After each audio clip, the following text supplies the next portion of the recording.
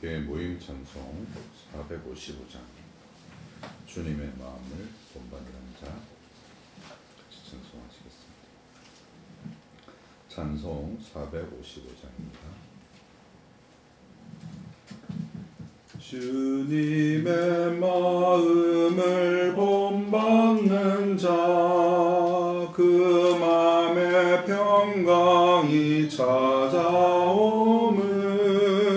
험악한 세상을 이길 힘이 하늘로부터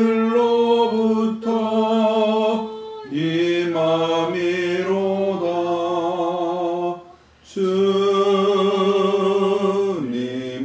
마음 본받아 살면서 그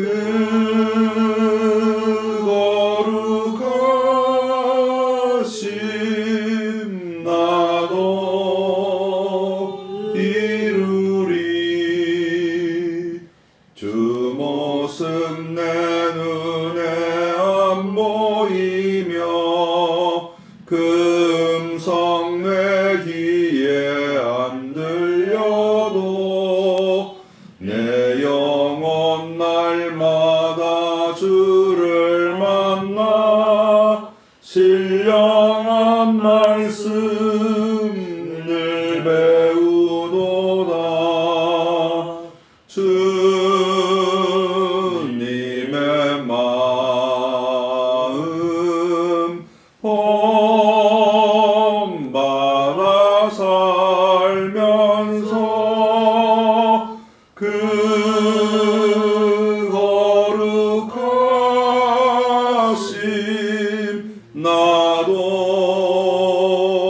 이루리. 가는 길 거칠고 험하여도 내 맘에 불평이 없어짐은 십자가 고난을 이겨내신 주님의 마음 본받음이라. 주님의 마음 본받아 살면서 그 거룩하심 나도 이루리.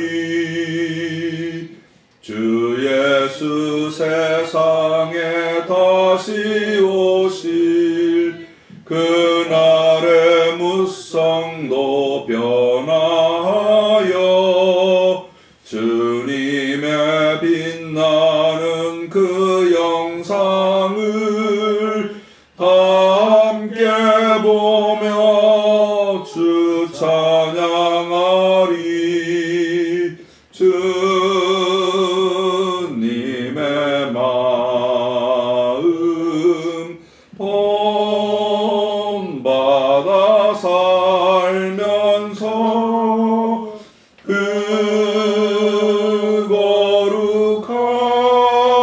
거룩하심 나도 이루리. 아멘.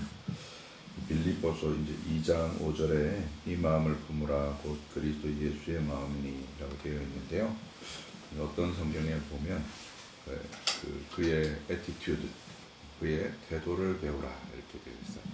사람의 마음이 가장 잘 드러나는 국면이 그 사람이 보이는 태도가 아닌가 합니다. 우리가 사실 열길 물속은 알아도 한길 사람의 마음속은 모르잖아요. 근데 그 사람이 보이는 태도를 보면 그 사람이 어떤 사람인가, 어떤 마음을 품었는가를 알 수 있겠죠. 오늘 찬송가 가사 3절에도 가는 길 거칠고 험하여도 내 마음에 불평이 없어졌다. 왜? 그리스도께서 근본 하나님의 본체시지만 하나님과 동등됨을 취할 것으로 여기지 아니하시고 오히려 자기를 비어 종의 영체가 되셔서 십자가에 죽기까지 복종하신 그 그리스도 예수의 마음을 마음에 품었더니 이제 불평이 없어졌다, 이렇게 얘기하는 것이죠. 십자가의 고난을 이겨내신 주님의 마음을 본받음이라. 주님의 그 태도를 본받음이라.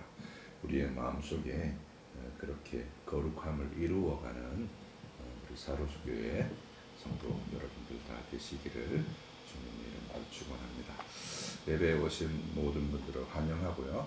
코로나가 그래도 정부가 너무너무 수고하고 대처를 잘 해주셔서 7,000명 성인이었던 것들이 절반 이하로 떨어졌습니다. 전 세계에서 한국에 대해서 갖는 관심이 굉장히 큰 것 같아요. 이렇게 좋은 정보를 주신 것에 감사하고 또 시민 한 사람 한 사람들이 서로를 생각하면서 공동체식으로 방역에 힘써 주셔서 이렇게 모여서 예배할 수 있는 날이 속히 오기를 고대하는 마음으로 우리가 주님 앞에 기도하며 예배했으면 좋겠습니다.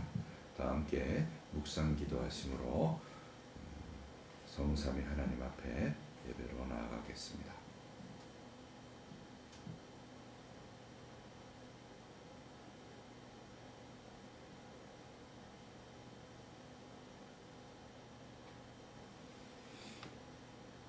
다 함께 자리에서 일어나셔서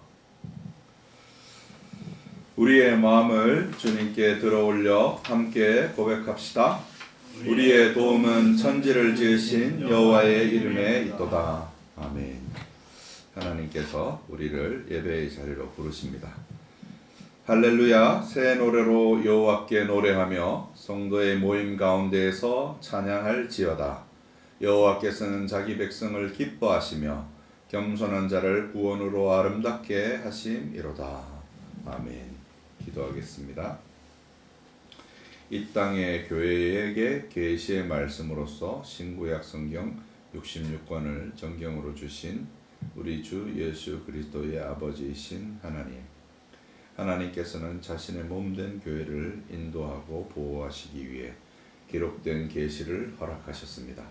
그리고 그 기록된 계시가 아니면 하나님의 자녀들은 진리에 대한 방향을 상실할 수밖에 없음을 고백합니다.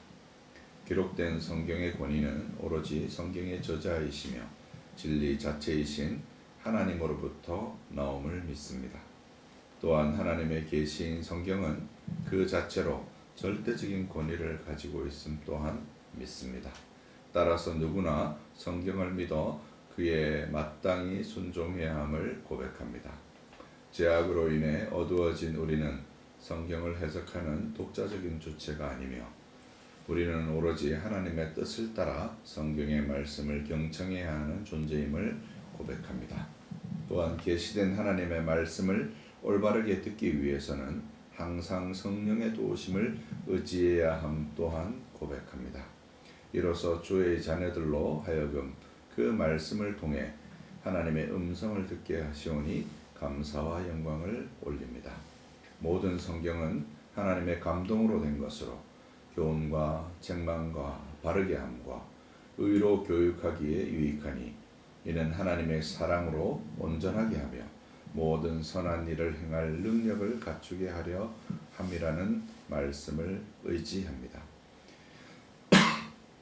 우리에게 주신 이 복된 진리의 말씀을 따라 살아갈 수 있도록 말씀 앞에 순종하는 마음과 믿음을 더하여 주옵소서. 마음을 다하고 뜻을 다하고 힘을 다하여 우리의 하나님 여호와를 사랑하며 살게 하옵소서. 너의 이름이 하늘에 기록된 것으로 기뻐하라는 주님의 약속을 의지합니다. 오늘도 삼위일체 하나님 앞에 나와 경배드립니다. 우리의 예배를 기뻐 받으시옵소서. 은혜 받을 자들에게 은혜를 주옵소서. 우리 주 예수 그리스도의 이름으로 기도하옵나이다. 아멘. 찬송 2장 찬양 성부 성자 성령 찬송하시겠습니다. 찬양 성부 성자 성령 성삼위일체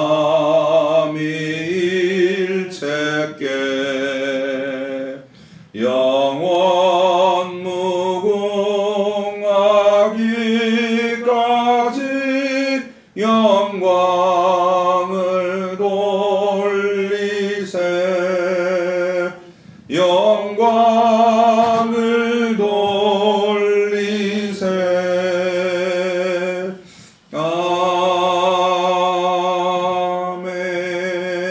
아멘. 자리에 앉으시기 바랍니다. 부패한 죄 많은 인생이라 하나님의 은혜가 없이는 한시도 죄를 짓지 않고 살 수 없는 존재입니다. 그런 우리를 하나님 앞에 나와 죄를 고백하고 사죄의 은혜를 받는 자리로 우리 주께서 부르셨습니다. 고백으로 부르시는 그 부르심의 말씀은 시편 50편 4절과 5절과 6절에서 여러분에게 이와 같이 선포합니다. 하나님이 자기의 백성을 판결하시려고 위 하늘과 아래 땅에 선포하여 이르시되 나의 성도들을 내 앞에 모으라. 그들은 제사로 나와 언약한 이들이니라 하시도다. 하늘이 그의 공의를 선포하리니 하나님 그는 심판장이시미로다. 셀라.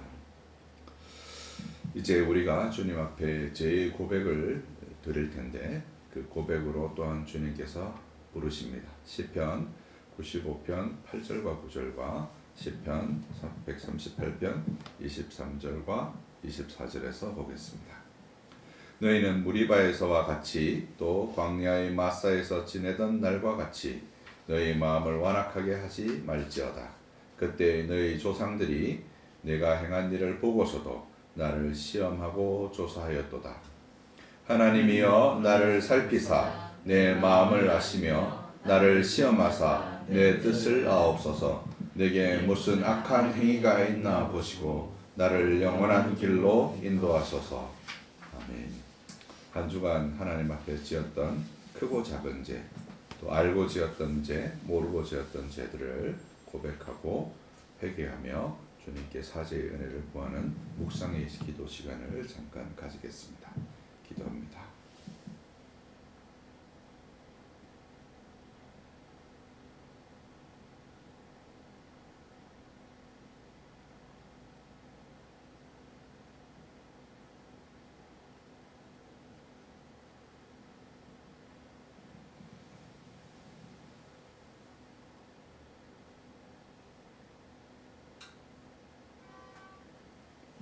주께서 우리를 사면하시며 믿음으로 응답하시기를 요청하십니다.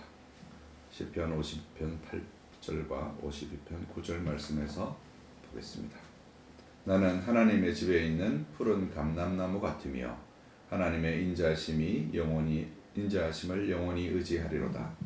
주께서 이를 행하셨으므로 내가 영원히 주께 감사하고 주의 이름이 선하심으로 주의 성도 앞에서 내가 주의 이름을 사모하리이다. 아멘. 찬송 25장입니다. 면류관 벗어서 면류관 벗어서 주 앞에 드리세.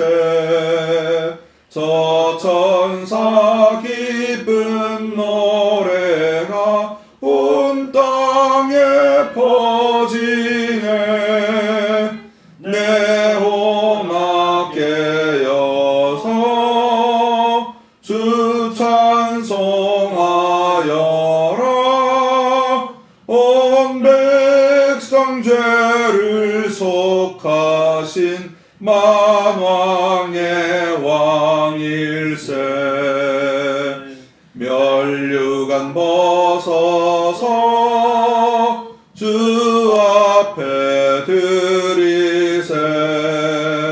그 손과 몸의 상처가 영광 중 빛나네. 하늘의 천사도 그 영광 보고서 고난의 신비 알고자 늘 흠모하네.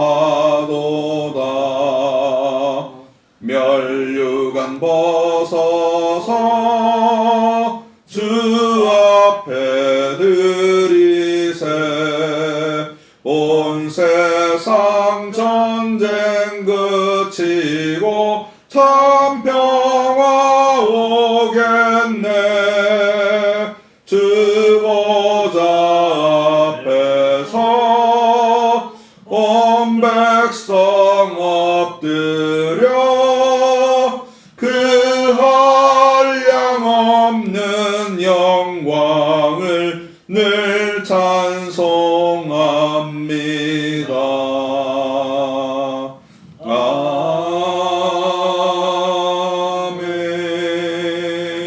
아멘. 이 2절에 보면 하늘에 있는 천사도 그 영광을 보고서 고난의 신비를 알고자 늘 흠모한다 이랬습니다. 실제로 에베소서 3장에 가면 천사들이 이 복음의 비밀을 성도인 교회로부터 듣게 된다, 알게 된다, 배우게 된다 하는 표현이 나오는데요. 우리의 위치가, 우리의 지위가, 또 우리를 구속하신 그리스도의 영광이 얼마나 크고 아름다운지를 이 말씀을 통해서, 이 찬송을 통해서 더 마음 깊이 생각하실 수 있게 되시기를 바랍니다. 오늘 함께 낭독할 성경 말씀은 신명기 14장입니다. 신명기 14장. 제가 받들어서 읽겠습니다. 너희는 너희 하나님 여호와의 자녀이니 죽은 자를 위하여 자기의 몸을 베지 말며 눈썹 사이 이마 위의 털을 밀지 말라. 너는 내 하나님 여호와의 성민이라. 여호와께서 지상 만민 중에서 너를 택하여 자기의 기업의 백성으로 삼으셨느니라. 너는 가정한 것은 무엇이든지 먹지 말라. 너희가 먹을 만한 짐승은 이러하니 곧 소와 양과 염소와 사슴과 노루와 불구스름한 사슴과 산염소와 볼기가 흰 노루와 뿔이 긴 사슴과 산양들이라. 짐승 중에 굽이 갈라져 쪽발이 되고 새김질하는 모든 것은 너희가 먹을 것이니라. 다만 새김질을 하거나 굽이 갈라진 짐승 중에도 너희가 먹지 못할 것은 이것이니 곧 낙타와 토끼와 사반. 그것들은 새김질은 하나 굽이 갈라지지 아니하였으니 너희에게 부정하고, 돼지는 굽이 갈라졌으나 새김질하지 못하므로 너희에게 부정하니 너희는 이런 것의 고기를 먹지 말 것이며 그 사체도 만지지 말 것이니라. 물에 있는 모든 것 중에 이런 것들은 너희가 먹을 것이니 지느러미와 비늘이 있는 모든 것은 너희가 먹을 것이요 지느러미와 비늘이 없는 모든 것은 너희가 먹지 말지니 이는 너희에게 무정함이니라.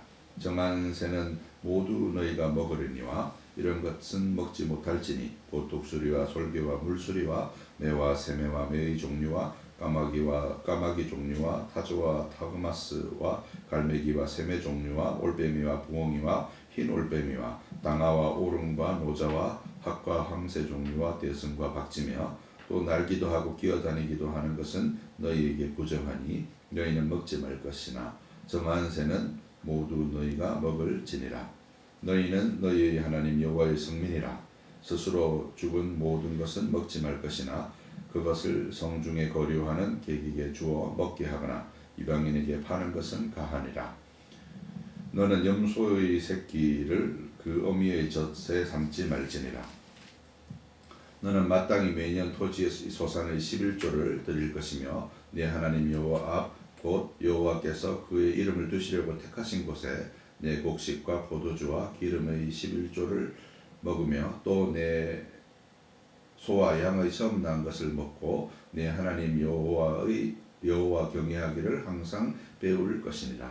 그러나 내 하나님 여호와께서 자기의 이름을 두시려고 택하신 곳이 내게서 너무 멀고 행로가 어려워서 내 하나님 여호와께서 그 풍부히 주시는 것을 가지고 갈 수 없거든. 그것을 돈으로 바꾸어 그 돈을 싸가지고 내 하나님 여호와께서 택하신 곳으로 가서 내 마음에 원하는 모든 것을 그 돈으로 사되 소나 양이나 포도주나 독주 등은 내 마음이 원하는 모든 것을 구하고 거기 내 하나님 여호와 앞에서 너와 내 권속이 함께 먹고 즐거워할 것이며 내 성읍에 거주하는 레위인은 너희 중에 분깃이나 기업이 없는 자이니 또한 저버리지 말지니라.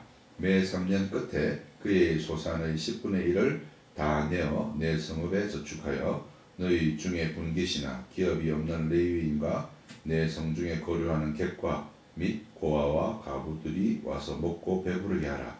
그리하면 내 하나님 여호와께서 내 손으로 하는 범사에 내게 복을 주시리라. 아멘. 이는 주님의 말씀입니다. 하나님께 감사를 드립니다. 연보미 찬송은 찬송 67장입니다.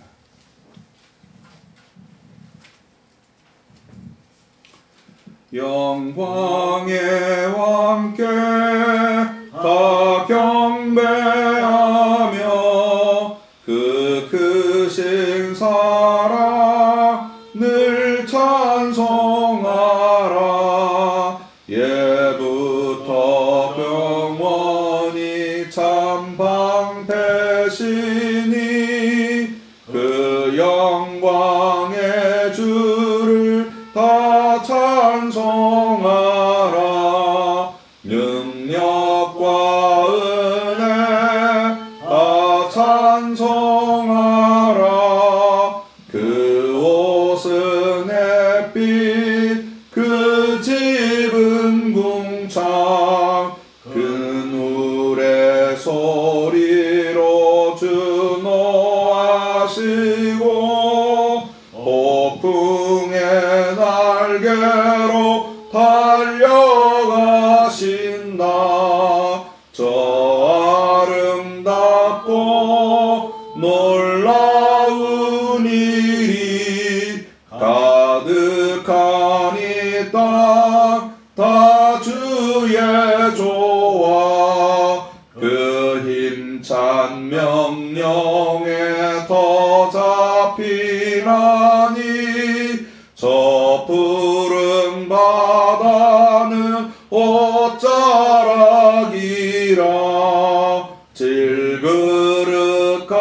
질그릇같이 연약한 인생 주 의지하여 늘 강건하리. 온 백성 지으신 만왕이시니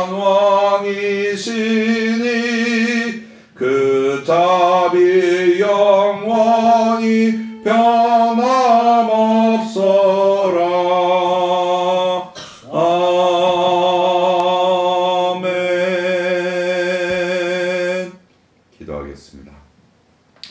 우리 자신의 무지와 비참한 타락과 부패함을 통해서 참된 지혜의 빛과 건전한 덕과 선의 풍성함과 의의 순결함을 깨닫게 하시는 우리 주 예수 그리스도의 아버지이신 하나님, 하나님께서는 우리가 자기 자신에 대해 불쾌하게 여기지 않고서는 하나님을 진지하게 사모할 수 없다는 사실을 알게 하시려고 우리를 부르셨습니다.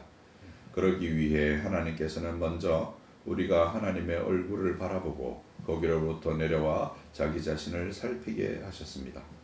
우리 자신의 불의함과 악함과 거짓됨과 부정함을 깨닫고 이제 온전히 하나님께로 향할 수 있도록 이끌어 주셔서 하나님의 의와 지혜와 권능이 얼마나 완전한가를 알고 깨닫게 하시오니 감사와 영광을 올립니다. 성경이 알려주듯이 하나님의 임재를 느낄 때마다 두려움과 놀라움에 완전히 압도되게 하옵소서. 우리 인생을 전적으로 하나님께 맡기며 살게 하옵소서.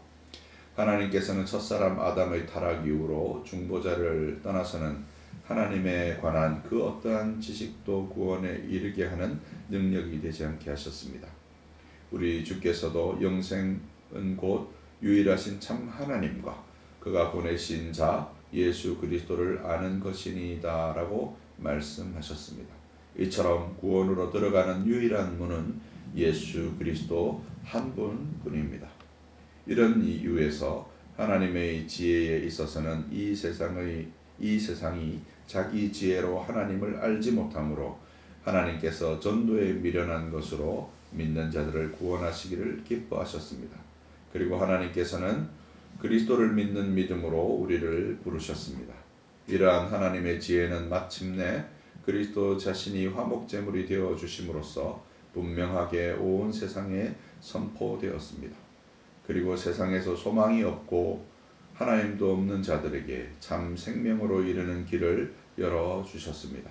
이 복된 복음의 도리를 따라 참 생명에 이르는 구원에 이르게 해 주심을 감사드립니다. 영원하시고 전능하신 아버지, 우리 주께서는 누구든지 이 계명 중의 지극히 작은 것 하나라도 버리고 또 그와 같이 사람을 가르치는 자는 천국에서 지극히 작다 일컬음을 받을 것이오라고 말씀하셨습니다. 이처럼 하나님께서는 친히 명령하신 계명을 범하였다면 그것이 아무리 사소한 것이라 할지라도 결국 하나님을 대적함과 다를 바 없습니다. 그리고 그 결과 지극히 두렵고 무서운 하나님의 진노를 받을 수밖에 없음을 고백합니다. 성경에서 범죄하는 그 영혼은 죽으리라고 경고한 것처럼 우리는 죽어 마땅한 죄인임을 고백합니다. 또한 그 어떤 죄라도 하나님의 뜻을 거스르는 반역이며 이는 필연적으로 하나님의 진노를 유발시킨다는 사실을 알고 고백합니다. 이처럼 어떠한 죄라 할지라도 단 하나의 예외 없이 하나님 앞에 심판을 받아 마땅합니다. 그럼에도 불구하고 전적으로 하나님의 긍휼하심으로 말미암아 죄사함을 얻게 해주시니 감사를 드립니다. 전능하시고 자비로우신 우리의 아버지이신 하나님, 하나님으로부터 계시된 말씀인 성경은 천지창조에 관한 내용을 명확하게 밝히고 있습니다. 하나님께서는 친히 말씀으로 우주를 만물을 창조하셨습니다. 그리고 하나님께서는 여세 동안에 걸쳐 이 모든 것을 창조하셨습니다. 성경에 기록된 대로 하나님께서는 모든 피조물들을 각기 종류대로 창조하셨습니다. 시편 기자가 여호와께서는 모든 것을 선대하시며 그 지으신 모든 것에 긍휼을 베푸시는도다라고 노래한 것처럼 하나님께서는 그 모든 만물들에게 은혜를 베풀어 주셨습니다. 하나님께서 지으신 모든 피조물들은 자신을 지으신 하나님께 감사하며 찬송하여야 할 것입니다. 그러나 하나님을 알려고도 하지 않고 경외하지도 않는 사람들은 아직도 우주의 기원을 찾을 수 있는 것처럼 스스로 미혹에 빠져 있습니다. 하나님께서 천지를 지으셨다는 사실을 인정하지 않으려고 사람들은 점점 더 절대적인 가치를 부정하려는 경향을 보이고 있습니다. 그 결과 사람들은 극단적인 상대주의에 빠져 절대 진리를 부정하고 오로지 자신의 주관만을 앞세우고 있습니다. 하나님을 부정하고 그 공허함을 돈과 권력과 명예로 대신하고 있습니다. 하나님을 알지 못하고 여전히 자신의 삶을 살겠다고 바둥거리는 사람들을 불쌍히 여겨 주시옵소서. 저들의 무지와 교만과 악의를 제거해 주셔서 이제라도 창조주 하나님을 알고 믿음으로 받아들이게 하옵소서. 이를 위하여 그리스도의 몸인 교회를 세우시고 복음을 선포하게 하셨나이다. 이 땅의 교회마다 주의 거룩한 말씀과 법도를 따라 살게 하옵소서. 오직 하나님께만 모든 소망을 두며 살게 하옵소서. 모든 악한 정욕과 욕심으로 가득한 옛 본성을 벗어버리고 오로지 하나님의 이름과 그 영광을 위하여 살게 하옵소서. 오늘도 만유의 그리스도께서 주시는 은혜 안에서 삼위일체 하나님께 경배를 드립니다. 살아서나 죽어서나 그리스도 예수만이 우리의 유일한 위로가 되게 하옵소서.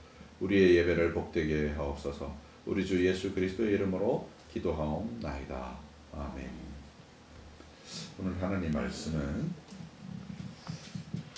히브리서 7장 1절로부터 10절의 말씀을 가지고 하나님 말씀 그리스도의 계시로서 멜기세덱이라는 제목으로 하나님 말씀 대언하겠습니다.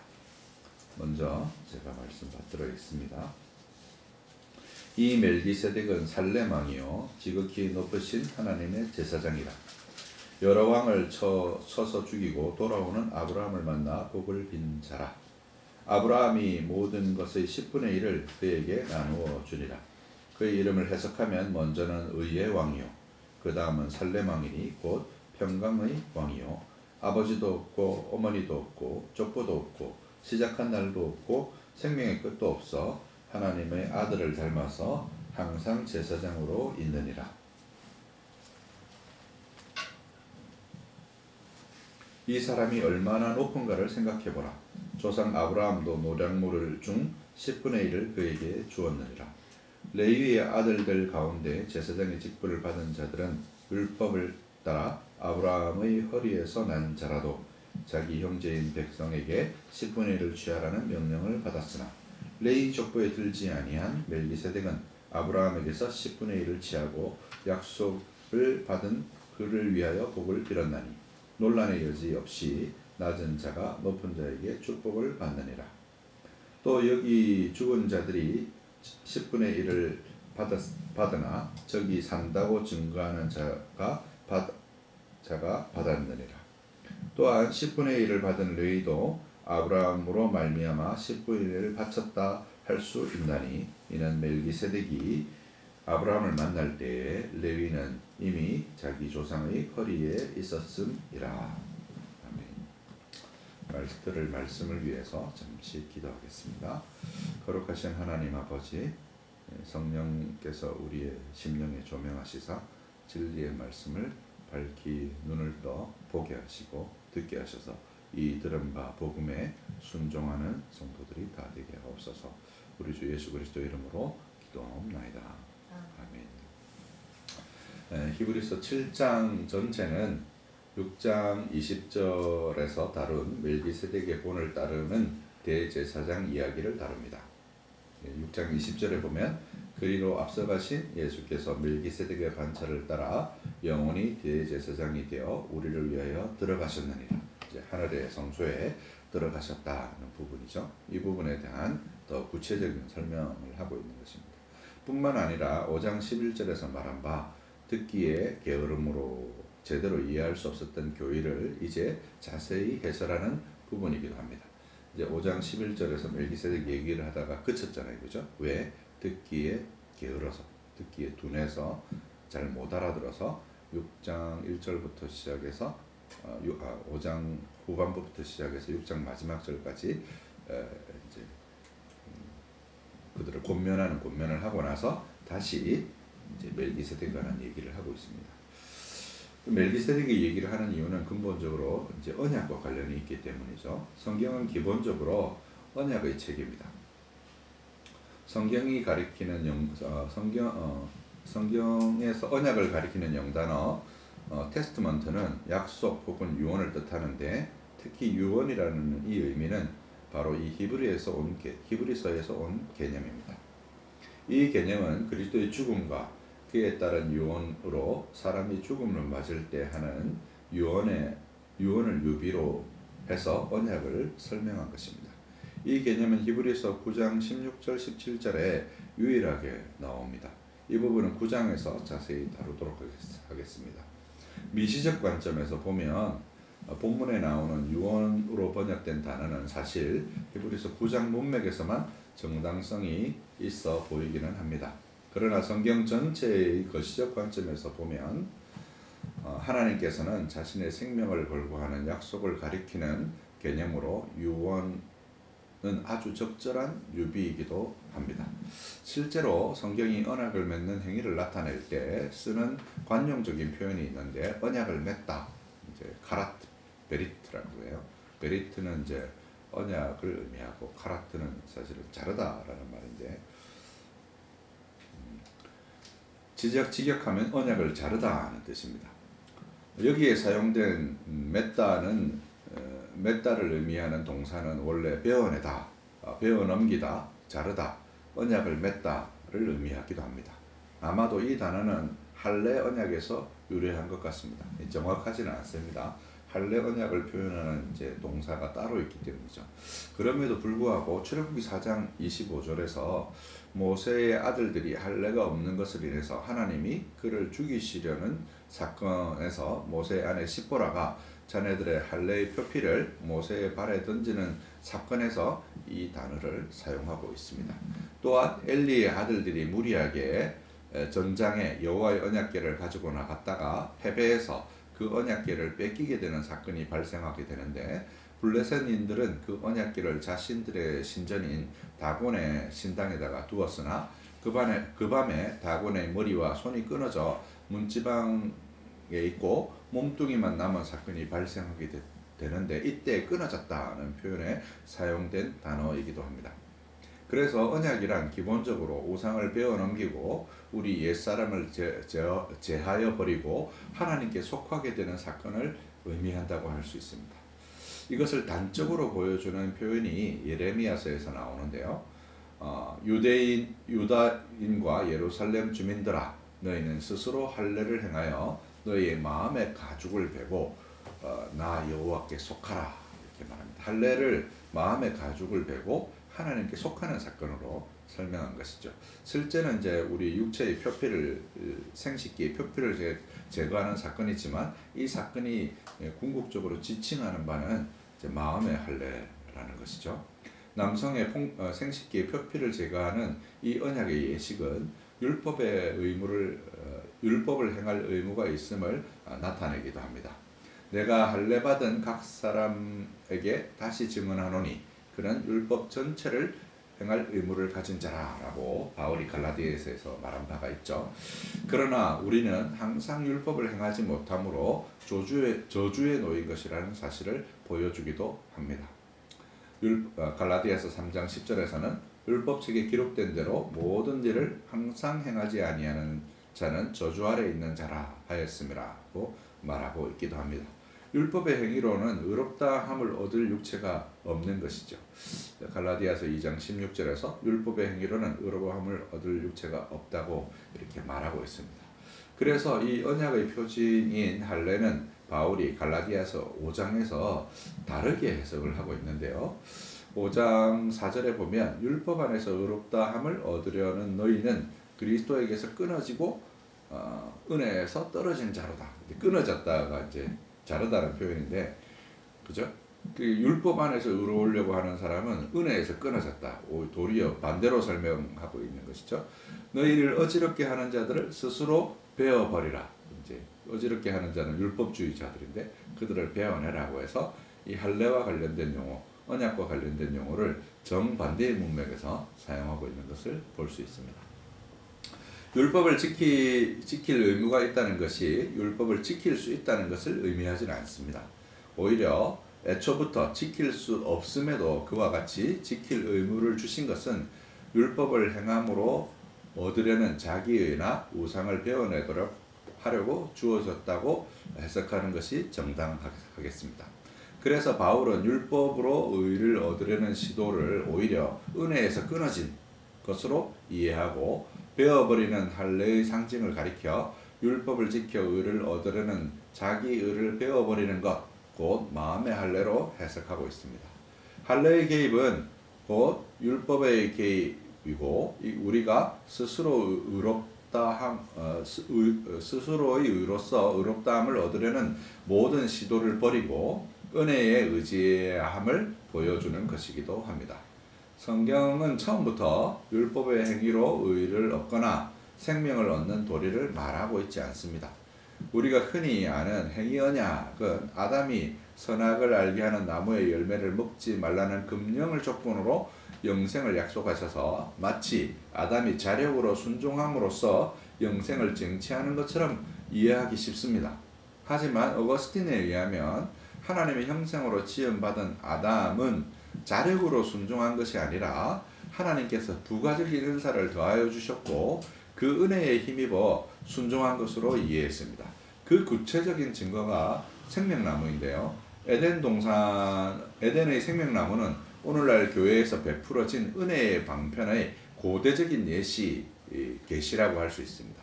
우리가 교회로부터 받은 은혜의 방편이 직접적으로 지시하는 바이기도 합니다. 이것을 페스코는 하나님은 아담과 하와에게 불멸에 대한 보증으로 생명나무를 주셔서 아담과 하와가 영원히 살 수 있다는 확신을 생명나무 열매를 먹음으로써 갖도록 하신 것이라고 말하고 있습니다. 이를 확대해서 추론해보면 범죄 전까지 아담은 생명나무 열매를 먹으며 그 은혜를 힘입어 금령을 어기지 않고 순종했다는 이야기가 됩니다. 사실 아담이 어느 시점에 금령을 어겼는지 성경은 침묵하지만 이런 추론이 가능한 것은 성경이 신약이나 구약이나 같은 원리를 계시하고 있기 때문입니다. 이미 이 문제는 1장을 통해서 여러 번 살핀 바가 있습니다. 뿐만 아니라 칼뱅은 생명나무 안에 하나님의 말씀이 새겨진 표시가 있어서 언약에 대한 증거와 인이 되었기 때문이라고 말하기도 합니다. 결국 아담은 은혜를 바라보고 그것에 힘입어 순종할 수 있었고, 그가 불순종에 빠졌을 때는 은혜를 저버리고 스스로 하나님과 같아질 것이라는 유혹에 무릎을 꿇었기 때문입니다. 언약의 쌍무적인 성격을 생각할 때 우리 편에서 언약은 우상이나 자기 의를 제하여 버리고 은혜를 의지하여 그리스도에게 속하는 것을 의미합니다. 그러나 이런 언약 이해로부터 우리는 유언의 의미를 잘 파악할 수가 없습니다. 그렇죠? 팔머 로버스는 성경의 언약을 주권적으로 사역되는 피로 맺은 약정이라고 표현했습니다. 여기서 피로 맺은 약정이란 자기 생명을 담보로 맺은 언약이라는 의미입니다. 성경에서는 이런 언약에 관한 구체적인 의식이 창세기 15장 9절부터 21절과 예레미야서 34장 18, 19절에 나옵니다. 이 두 본문은 모두 한 가지 예식을 보여주는데요. 아브라함이 하나님의 씨에 관한 호소를 한 이후에 하나님께서 짐승을 쪼개어 두고 그 밤에 횃불로 현현하셔서 그 사이를 지나가는 예식으로 표현되어집니다. 예레미야서에서는 언약의 두 당사자가 함께 그 사이를 지나는 것으로 묘사되어지는데, 이 사이를 지난다는 것은 언약을 어길 시 그렇게 쪼개져 죽음을 당할 것이라는 약속을 의미합니다. 하나님께서 아브라함에게 약속하실 때에 현현한 횃불로 홀로 그 사이를 지나신 것은 하나님께서 홀로 이 언약을 완수하실 것을 의미합니다. 인간은 스스로의 힘으로 율법에서 실패가 자명한데 그 실패를 하나님께서 주권적으로 완수하실 것을 아브라함에게 약속하신 것입니다. 그리고 아브라함에게 그 약속하신 그 씨가 바울에 의하면 그리스도입니다. 이 약속들은 아브라함과 그 자손들에게 말씀하신 것인데, 여럿을 가리켜 그 자손들이라 하지 아니하시고 오직 한 사람을 가리켜 내 자손이라 하셨으니 곧 그리스도라. 갈라디아서 3장 16절이죠. 아브라함이 이제 창세기 15장에 보면 내 씨가 하늘의 별과 같으리라 라고 말할 때 이 씨가 씨들이 아니고 씨라고 단수로 되어 있고, 이것이 그리스도에 관한 계시라고 지금 바울이 해석하고 있는 것입니다. 그 씨를 보내심으로 첫사람 아담은 실패하였으나 이제 마지막 아담을 통해서 이 약속을 완수하시는 것입니다. 그리고 그 언약의 성취는 십자가 곧 생명을 내어줌으로 완수하신 것이죠. 그런 점에서 자신의 생명을 내어줌으로 우리에게 하시는 당부 혹은 명령이 바로 유언으로서의 언약인 것입니다. 그러니까 유언의 성격을 가지는 것이죠. 이 언약은 창세기 15장에서부터 이미 계시되고 있는 것입니다. 웨스트민스터 신앙고백서 1장 제6항에 보면 신앙과 실생활에 필요한 하나님의 모든 지혜는 성경에 명백히 기록되어 있다. 아니면 필연적이고 좋은 추론에 의해서 그것을 성경에서 끌어낼 수 있는 것이라고 말합니다. 이 점에서 이 지점에 오면 우리가 유추할 수 있는 것이 하나 더 있습니다. 아담이 금령을 어김으로 사망의 형벌이 인류에게 이른 것을 그리스도가 십자가에서 그 사망의 형벌을 대신하셨을 뿐 아니라 첫사람 아담이 실패한 온전한 모든 순종을 이루셨으며, 그것을 값없이 우리에게 베푸시는 은혜를 통해서 우리는 그 공덕을 무상으로 덧입음으로 우리의 부족한 순종에도 불구하고 의롭다 하심을 얻게 되었다는 사실인 것입니다. 다시 말해서 금령으로 사망에 이른 것과 십자가를 지신 것은 서로 언약으로 연결되어 있다는 것입니다. 예컨대 화가가 처음 스케치를 할 때 무엇을 그리는지 정확히 알 수 없다고 해서 나중에 완성된 그림을 보고서 처음 스케치의 부분이 전체 그림의 일부라는 것을 부정하는 바보는 없습니다. 행위 언약이 구약 자체에서 부정확하게 보여도 그리스도가 사망을 대속하시는 사건을 통해서 명백하게 그 이 언약에 대한 그리스도의 대속이라는 사실을 확인할 수 있습니다. 네가 정령 죽으리라고 한 것을 그리스도께서 십자가에서 대속하신 것이죠. 그리고 그 죽은 이유는 바로 금령을 어겼기 때문이고, 오늘 우리가 율법을 어김으로 모든 사람이 사망의 형벌에 해당한다는 사실 또한 변함없는 것입니다. 그래서 그것을 그리스도께서 온전히 순종하시고 십자가를 통해서 대속하신 것이죠. 오늘 본문은 멜기세덱이라는 대제사장 이야기를 하고 있습니다. 이런 사망을 대속하시는 대제사장의 서사를 대변하고 있는 것이죠. 이런 거시적인 성경의 문맥을 이해하지 못하면 대제사장 멜기세덱 이야기는 한낱 수박 거달기에 지나지 않게 됩니다. 지난 설교에서도 말씀드렸다시피 단편적인 이해는 오래 신앙생활을 했음에도 이미 선생이 되어야 할 처지임에도 여전히 젖이나 먹는 처지에 놓이는 문제를 일으킵니다. 그래서 좀 번거롭더라도 이미 아는 것인데 싶더라도 약 익숙해질 때까지 반복해서 다양한 방식으로 이해관해서 들을 필요가 있는 것이죠. 히브리서 1장과 2장은 계시의 중재이자 매개였던 천사와 계시 그 자체인 그리스도를 비교했는데, 이렇게 한 이유는 계시 자체에 초점이 있기 때문입니다. 신약과 구약이 연속성을 히브리서 1장 1절에서 4절에서 하나님이 말씀하신다라는 동일 주어를 통해서 드러내고 있습니다. 하나님이 구약의 여러 선지자들에게 말씀하신 것처럼 이제 모든 날 마지막에 아들로 말씀하셨다라고 하심으로 신구약의 이제 일치성을 이렇게 보여주고 있는 것이죠. 오경의 핵심은 율법과 성전이며 이는 스데반의 설교에 녹아있기도 합니다. 이는 히브리서의 저자로 유추되는 사도행전의 저자 누가의 성경신학의 단면을 보여주는 것이기도 합니다. 우리가 이미 살폈듯이 율법을 지킬 의무가 그로부터 의를 얻음을 의미하지 않습니다.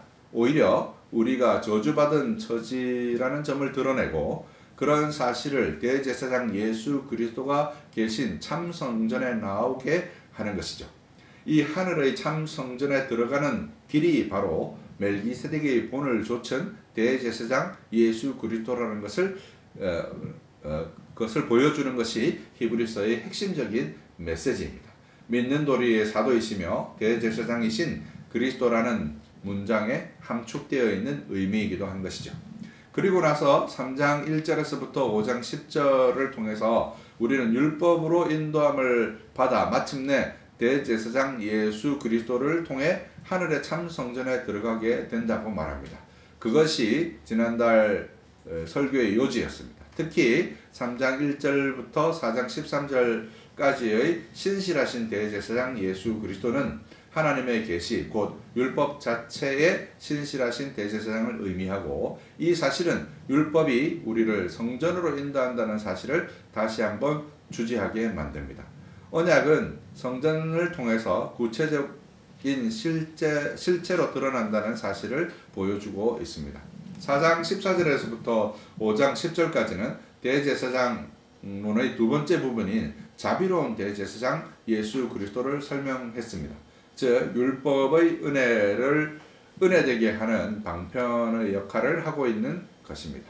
그리스도는 그런 점에서 우리에게 유일한 중보이십니다. 그는 육체에 계실 때에 자기를 죽음에서 능히 구원하실 이에게 간구로 아뢰되, 그의 간구는 참 사람으로서 구원받아야 할 모든 인류를 대속하는 대속의 기도이자 제물이었습니다.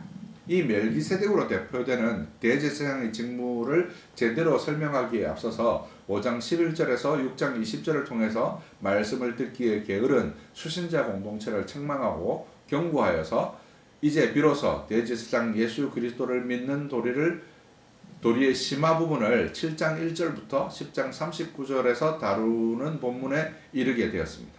그리고 은혜를 입은 성도들에게 나타내는 구체적인 열매로서 믿음, 소망, 사랑을 11장에서부터 마지막 장까지 다루고 있습니다. 오늘 본문인 7장 1절에서부터 10절은 대제사장 예수 그리스도를 믿는 도리에 심화된 내용의 첫 부분이라 할 수 있습니다. 네, 제가 수정을 제대로 못했네요. 7장 전체는 앞서도 말씀드렸다시피 멜기세덱의 본을 받은 대제사장 예수 그리스도를 설명하는 장입니다. 그 중에서도 오늘 본문인 1절에서부터 10절은 내용적으로는 창세기 14장 17절에서부터 22절의 멜기세덱의 사건을 다루며 주제에서는 시편 110편 4절의 멜기세덱의 본을 따른 대제사장 예수 그리스도를 말하고 있습니다. 그래서 본문을 이해하기 위해서는 창세기 14장과 15장, 시편 110편에 대한 이해가 전제되어야 합니다. 먼저 창세기 14장은 롯이 전쟁 포로가 된 사실을 듣고 아브라함이 전쟁에 참여해서 조카 롯을 구원하고 전리품을 얻어가지고 오다가 멜기세덱이라는 대제사장을 만나는 사건을 기록하고 있습니다. 창세기 속에서 이 뜬금없는 사건은 히브리서 기자는 이렇게 설명합니다. 그는 의의 왕이면서 예루살렘의 왕인데 아버지도 없고 족보도 없고 시작도 없고 생명의 끝도 없다고 소개하고 있습니다. 어떤 학자는 이를 욥이라고 해석하는데 매우 잘못된 해석입니다. 본문에서 본문의 진술에 반하는 해석이죠. 왜냐하면 시작도 없고 끝도 없다라고 했지만 욥은 시작이 있고 끝이 있지 않습니까? 특히나 멜기세덱을 본문은 항상 있는 제사장이라고 묘사합니다. 그러니까 있다가 많은 제사장이 아니라는 거죠. 뒤에도 나오겠지만 제사장은 다 죽으니까 있다가 많은 제사장이잖아요. 근데 멜기세덱은 항상 있는 제사장이라고 설명하고 있습니다. 그래서 본문은 하나님의 아들을 닮았다고 말하지만 사실상 하나님의 아들을 가리키는 것으로 보아야 합니다. 이 멜기세덱을 만나는 사건 자체가 계시적인 사건인 것이죠. 게다가 창세기 14장을 보면 그가 아브라함을 마중 나올 때 떡과 포도주를 가지고 마중을 나왔다고 말합니다. 이는 성례전적인 계시로 봐야 하는 것이죠. 멜기세덱 자체가 그리스도에 관한 계시이고 그가 들고 나온 떡과 포도주가 그리스도의 그 성례를 의미하는 것으로 이해해야 한다는 것입니다. 창세기 생명나무가 그리스도를 계시하는 성례전적인 계시이듯이 아브라함이 만난 멜기세덱 역시 그러한 계시의 일부라고 할 수 있다는 것입니다. 본문 3절에 닮아서는 분사 형태의 동사, 같게 만들다, 복사하다로 쓰이며 수동태로 쓰일 때는 모사품을 만들다라는 의미입니다. 그런 점에서 멜기세덱은 성육신 이전에 성육신하신 그리스도의 모사품 혹은 클론을 의미하는 것입니다. 현대의 복제인간과 같은 의미로 기실, 그리스도가 성육신 전에 계시된 성육신한 그리스도라고 할 수 있는 것입니다. 이 해석은 이어진 15장에서 더 전모가 분명하게 드러납니다. 아브라함 앞에 나타난 하나님은 뜬금없이 두려워하지 말라고 말합니다. 이 두려워하지 말라고 말하니까 15장의 전쟁 사건을 설명하면서 그 보복을 두려워했을 것이다 이렇게 해석하는 경우도 있는데요. 그게 두려웠으면 전쟁에 참석하지도 않았겠죠. 적절한 해석이 아니라고 봅니다. 그의 두려움의 의미는 그의 질문에서 확인해야 합니다. 그는 나한테 씨가 없습니다 라고 말합니다. 그리고 하늘의 별을 보여주면서 내 씨가 이와 같을 것이라고 약속하셨고 이 씨는 앞서 말씀드렸다시피 바울이 해석했다시피 그리스도를 계시한 것이라고 말했죠. 이를 아브라함이 믿으니 그의 의로 여기셨다라고 말합니다. 이 창세기 15장 6절은 신약에서 여러 번 인용되는데 믿음의 조상이 아브라함이라고 설명하는 데서 다 인용되죠. 당연히 그가 본 것은 씨를 많이 주겠다 이런 약속을 아브라함이 믿었다는 의미가 아니라 그리스도에 관한 약속을 아브라함이 믿었다는 의미로 해석되어야 하는 것입니다. 이미 서론에서도 살핀 대로 아브라함은 이 씨를 바울은 이 씨를 그리스도로 해석했습니다. 그것을 믿기에 의로 여기셨다는 것입니다. 그냥 하나님이 자식 준다고 말해서 그것을 믿어서 의가 아니라 그리스도를 계시하셨고 그것을 믿어서 의로 여기셨다는 의미인 것입니다. 창세기 15장 6절은 바울 신학 곳곳에서 인용되는 일신칭의의 근거입니다. 창세기 14장에서 떡과 포도주를 가지고 찾아온 멜기세덱은 멜기세덱에게 아브라함은 11조를 바치고 나서 하나님은 그에게 두려워하지 말라고 말씀하시고 그 말을 듣자마자 아브라함은 씨가 없다고 말합니다. 뭔가 이상하지 않습니까? 뭘 두려워했을까요? 멜기세덱으로 말미암아 계시된 그리스도에 관한 계시를 두려워한 것이죠. 그리고 바울은 이때 씨를 씨들이라고 복수로 말하지 않고 단수로 말한 것을 들어서 그것이 그리스도에 관한 계시라고 말하고 있습니다. 이 멜기세덱은 바로 그리스도를 보여주는 그를 닮은 계시체인 셈입니다. 이 용어는 어디 다른 데 있는 용어가 아니고 제가 만든 용어인데요. 어디 맞는지 모르겠습니다. 계시체라는 거죠. 그 멜기세덱 자체가 그리스도를 보여주는 계시체라는 것입니다. 이 주제는 시편 110편에 가면 더 선명해집니다.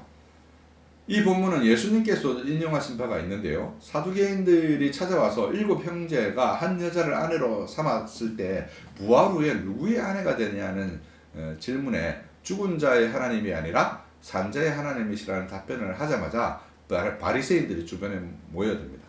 이 사두개인들은 부활을 안 믿었고 바리새인들은 부활을 믿었기 때문이죠. 그 사실을 인지하신 주님은 그리스도는 누구의 자손이냐고 다시 물으셨습니다. 바리새인들은 다윗의 자손이라고 대답하자마자 주님께서는 바로 이 시편 110편을 인용하시면서 다시 질문하십니다. 그게 마태복음 22장 44절인데요. 한번 찾아보겠습니다.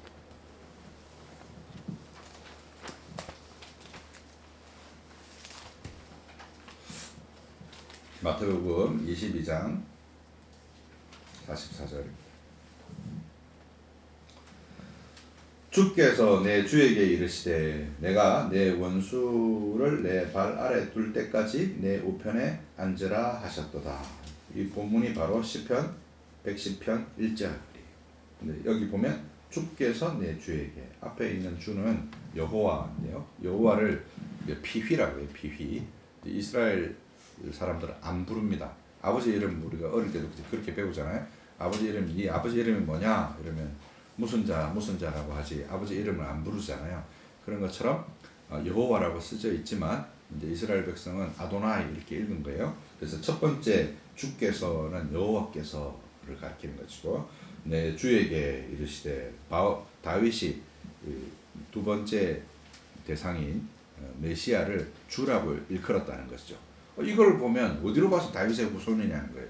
다윗이 주라고 불렀는데 그가 어떻게 후손이 되겠냐 이렇게 말하는 것이죠.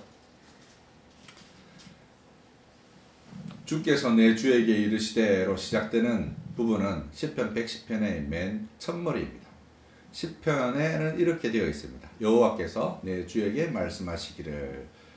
그 말씀의 내용 중에 인용된 것이 4절 곧 너는 멜기세덱의 서열을 따라 영원히 제사장이라 하셨도다 이것이죠. 이 바로 내 주에게 말씀하신 구체적인 내용이 뭐냐면 메시아이신 그리스도에게 말씀하신 구체적인 내용이 뭐냐면 너는 멜기세덱의 서열을 따른 영원한 제사장이다 이렇게 말씀하셨다는 거예요. 누가요? 여호와께서 좀 말이 이상한데 여호와는 삼위일체 하나님을 가리키는 것이거든요. 삼위일체 하나님께서 메시아이신 그리스도에게 너는 멜기세덱의 서열을 따르는 영원한 제사장이다 이렇게 말씀하셨다는 거예요. 그러니까 삼위 하나님께서 성자께 멜기세덱의 서열을 따른 영원한 제사장임을 선포하는 계시를 담고 있는 것이 바로 시편 110편입니다. 그래서 그리스도가 단지 다윗의 혈통적 후손이기만 한 것이 아님을 바리새인들에게 밝힌 것이라 할 수 있습니다.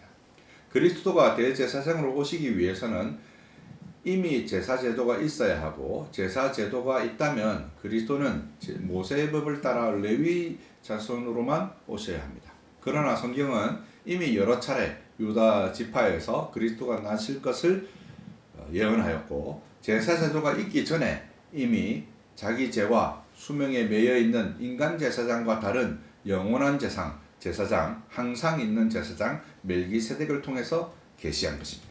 그러니까 이런 멜기세덱의 뜬금없는 등장은 뜬금없이 등장해야 그리스도를 모사할 수 있고 그리스도를 클론으로 나타낼 수 있기 때문에 이와 같은 방식으로 계시하셨다는 것이죠. 이런 형태의 계시를 하나님의 자기 제안, 이걸 짐줌이라고 얘기하는데요. 이것은 원래 몰트만이라는 신학자가 주장한 것으로 원래는 유대교 신비주의 전통인 카발라에서 유래한 것이라 할 수 있습니다. 원래 몰트만의 강조점은 초월자 하나님이 내재성, 우주에 내재해 계시다는 거죠. 창조와 창조주의 상호 내주를 강조하고자 함이었습니다. 만유 안에 계시면서 만유보다 크심을 강조하고자 했지만 그 균형을 이루는 데는 실패했다는 평가를 듣습니다. 그럼에도 우리는 이 아이디어로부터 멜기세덱의 사건을 해석할 만한 아이디어를 얻을 수가 있습니다. 멜기세덱의 사건을 통해서 창조주 하나님의 자기 계시가 단지 하나님의 현현 정도가 아니라 하나님이 창조 세계 내에 들어오심 곧 성육신적 사건으로 묘사하고 있는 것입니다.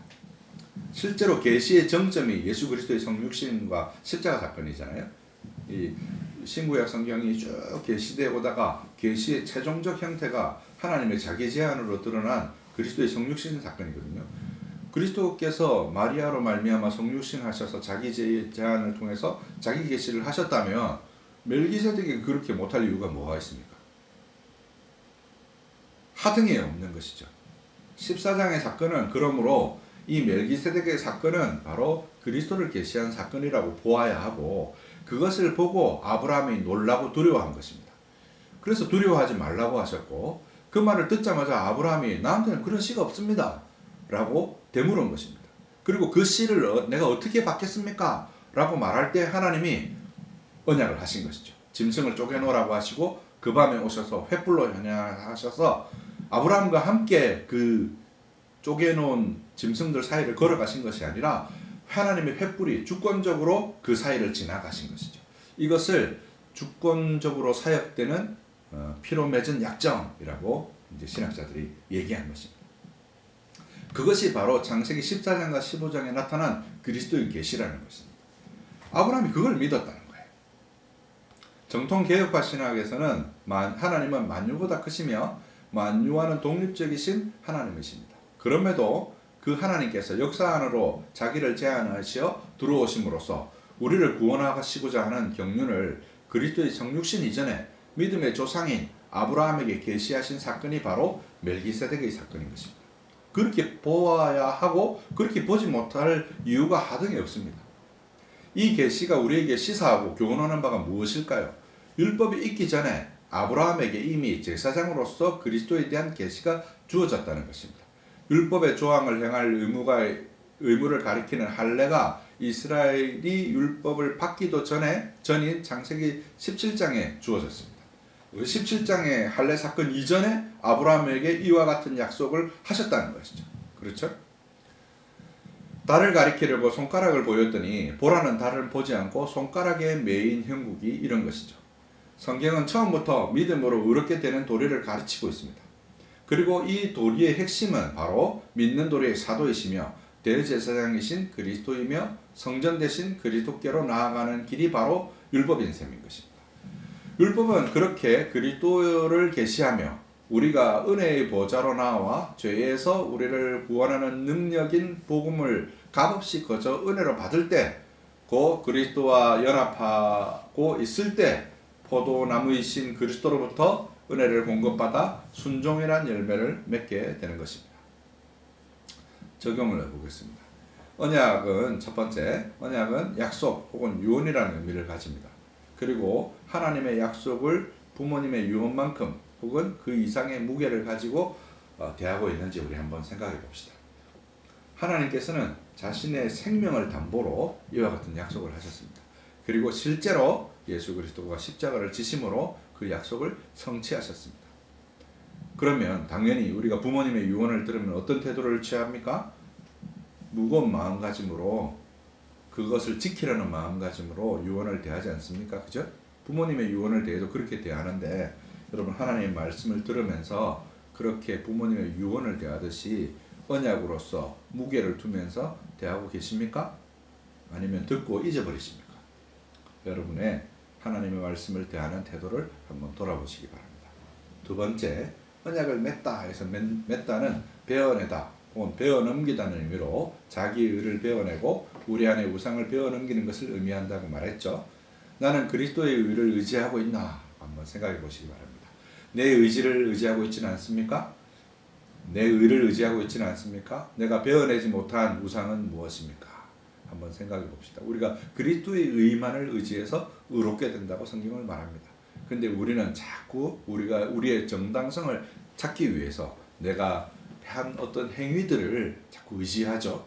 그런 우상이 무엇인지 한번 돌아보시기 바랍니다. 세 번째, 우리가 자기 의를 베어내지 않으면 그것이야말로 은혜로부터 끊어지는 것이라고 바울이 경고했습니다. 삼위 하나님께로 참되게 돌아서고 있는지 자신을 돌아봅시다. 네 번째, 하나님 아담도 은혜를 의지하고 생명나무의 열매를 열심히 찾고 먹는 동안에 금령을 범하지 않았습니다. 개인의 행위로 영생을 쟁취한 것이 아니라는 사실을 확인합시다. 아담도 그러했다는 거예요. 첫사람 아담이 실패하여 사망에 이르렀으나 마지막 아담이신 그리스도께서는 온전히 순종하심으로 우리가 생명의 이름에 감사합시다. 우리의 순종이 아니라 그리스도의 순종으로 생명에 이르게 되었음을 감사하시기 바랍니다. 다섯 번째, 하나님의 언약은 주권적으로 사역되는 피로 맺은 약정입니다. 우리는 율법의 저주 아래에 있을 수밖에 없으나 우리 주님의 주권적인 행위로 마침내 우리가 생명에 이르게 되었음을 다시 한번 감사합시다. 여섯 번째, 아브라함이 멜기세덱을 만나고 별과 같은 자손을 주겠다고 하는 약속을 받으면 단지 후손이 번성하겠다는 약속이 아니라 그리스도를 주시겠다고 하는 약속이었고 그것을 믿음으로 의로 여김을 받았습니다. 제대로 볼 수 있는 지경에도 믿고 볼 수 없는 지경에도 믿고 보았던 아브라함의 믿음을 본받읍시다. 아브라함이 그걸 도대체 무슨 말인지 어떻게 알았겠어요, 그 당시에. 그죠? 참 알아먹기 힘든 말이었고 그래서 두려웠을 것입니다. 그런데도 하나님이 약속하시니 그것을 믿었다는 것이죠. 근데 우리는 그보다 훨씬 많은 계시를 가지고 있습니다. 그런 아브라함의 믿음을 본받아야 하지 않겠습니까? 마지막 일곱 번째, 멜기세덱이 계시하는 하나님의 자기 제안으로 역사 안으로 들어오실 것을 미리 보이셨습니다. 삼위 하나님께서 상호 내주하는 그 기뻐하심을 성도된 우리와도 나누시기를 기뻐하심을 기억합시다. 멜기세덱의 사건을 왜 계시하셨겠습니까? 머리이신 그리스도의 몸으로 우리를 부르셔서 하나님의 상호 내주의 그 기쁨과 사랑을 우리도 경험하게 하시기 위해서 우리를 부르셨다는 사실을 기억하고 우리도 이러한 소망 가운데 있어야 할 줄로 믿습니다. 기도하겠습니다. 성삼위일체이신 하나님께 감사와 찬송을 드립니다. 우리에게 주권적으로 사역하신 결과 피로 약정하신 하나님께 감사합니다. 우리가 율법이 의로운 줄 아나 그것을 행할 능력이 없고 마음에는 원이지만 사망의 몸이 우리를 사로잡아 죽음으로 끌고 가는 것을 목도하는 비참한 죄인입니다. 율법으로 우리 죄를 깨닫고 우리가 받아야 할 형벌을 외식으로 외면할 것이 아니라 그 비참에 깊이 잠겨 예수 그리스도 외에 달리 살 길이 없음을 주 앞에 고백하게 하소서. 창세전에 삼위 하나님께서 의논하심으로 그리스도를 통한 구원을 계획하시고 그 계획을 따라 예수 그리스도를 아브라함에게 계시하신 하나님, 우리는 더 온전한 형태의 특별 계시를 받아 가지고 있음에도 믿음에 게을렀음을 회개합니다. 히브리서의 기자의 권면대로 듣기에 게으르지 않게 하셔서 마침내 언약 안에 우리를 구원하시는 예수 그리스도만 온전히 의지하게 하소서. 우리 주 예수 그리스도의 이름으로 기도합니다. 아멘. 다 함께 자리에서 일어나셔서 응답 찬송 249장 찬송하시겠습니다.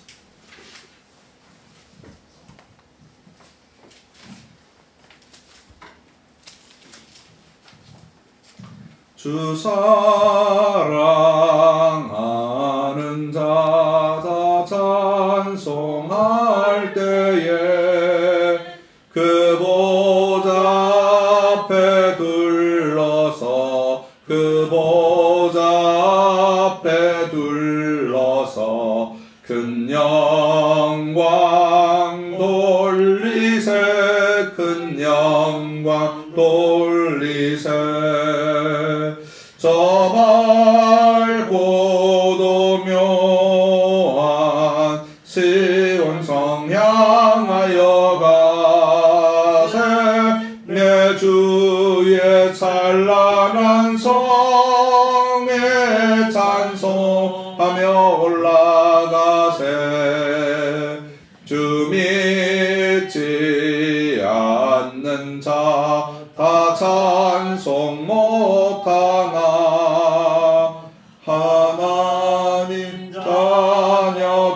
된 자들 하나님 자녀 된 자들 그 기쁨 전하세 그 기쁨 전하세 저 밝고도 묘한 시온 성 향하여 가세 내 주의 찬란한 성에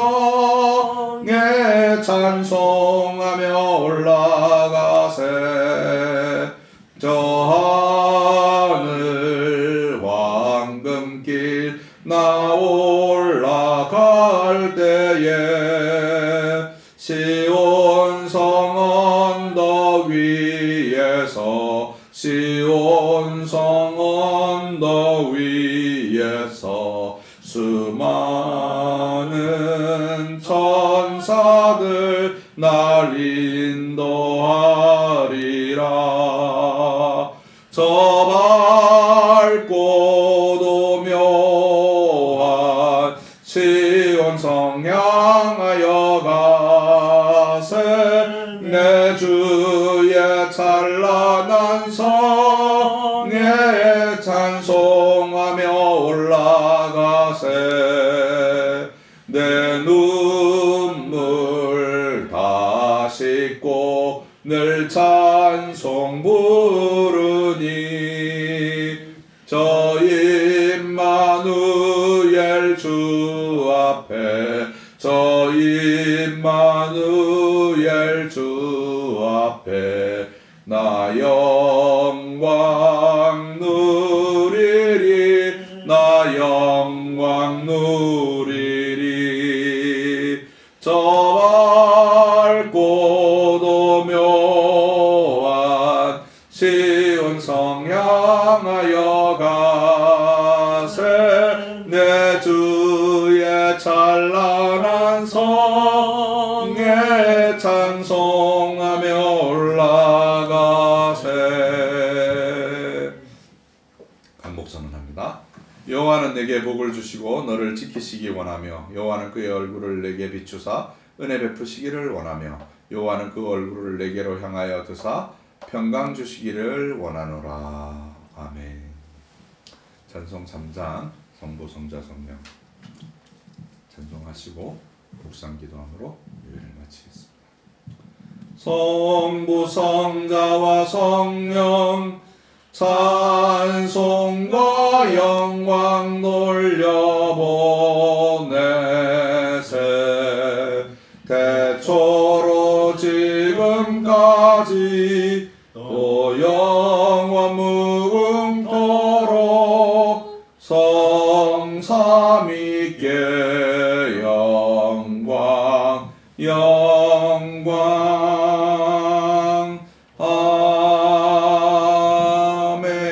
아멘.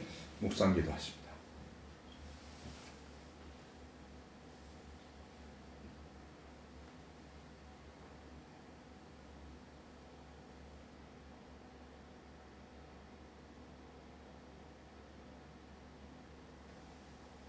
예배를 마쳤습니다. 수고하셨습니다.